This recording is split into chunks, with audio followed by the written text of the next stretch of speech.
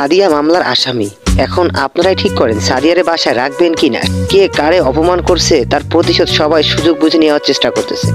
Hello friends, আসসালামু আলাইকুম। কেমন আছেন সবাই? আশা করি সকলেই ভালো আছেন। আজকে কথা বলবো সাহেব নামে গোলাম নাটকে 23 নম্বর পর্বটি নিয়ে। 23 নম্বর পর্বটি কবে এবং কয়টার সময় আপলোড করা হবে এবং কি ঘটতে চলেছে তার সব বিস্তারিত আলোচনা থাকবে আজকের এই ভিডিওতে।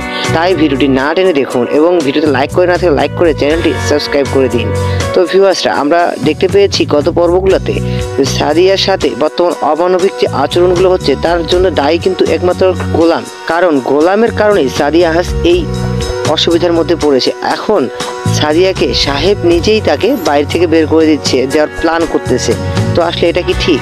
তো যাই হোক, নাটকটি আপনারা ঈগল ইসলামিক ইউটিউব চ্যানেল থেকে পেয়ে যাবেন।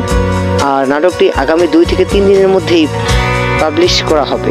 তো যাই হোক, যারা নাটক ভালোবাসেন, যারা নাটক দেখেন, তারা অবশ্যই আমাদের এই চ্যানেলটিকে সাবস্ক্রাইব করে দিবেন এবং আমাদের ভিডিওগুলোতে অবশ্যই একটু লাইক দিবেন।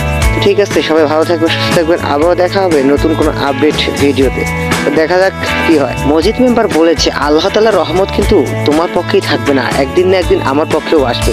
এই কথাটার মানে কিন্তু এখনো আমি বুঝতে পারিনি। আপনারা যদি বুঝে থাকেন তাহলে কমেন্ট করে জানাবেন।